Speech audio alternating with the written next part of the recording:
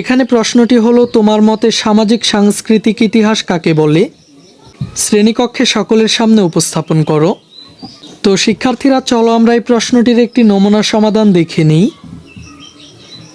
শিক্ষার্থীরা, প্রথমেই চলো আমরা সামাজিক ইতিহাস কী তা জেনে নিই।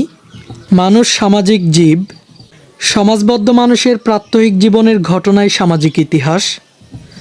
মানুষ অতীতে কিভাবে সমাজবদ্ধ হয়ে বসবাস করত, তখন মানুষে মানুষে পারস্পরিক সম্পর্ক কেমন ছিল, এবং সমাজের নানান উপাদানের অতীত বৈশিষ্ট্য ও পরিবর্তন যখন বোঝার চেষ্টা করা হয়, তখন তা সামাজিক ইতিহাস হয়ে ওঠে। অর্থাৎ সমাজের নানান উপাদানের পরিবর্তন ও রূপান্তর অনুধাবনের জন্য কালানুক্রমিক গবেষণাভিত্তিক যে প্রচেষ্টা গ্রহণ করা হয়, তাই হলো সামাজিক ইতিহাস। এবার চলো আমরা দেখে নেই সাংস্কৃতিক ইতিহাস কাকে বলা হয়।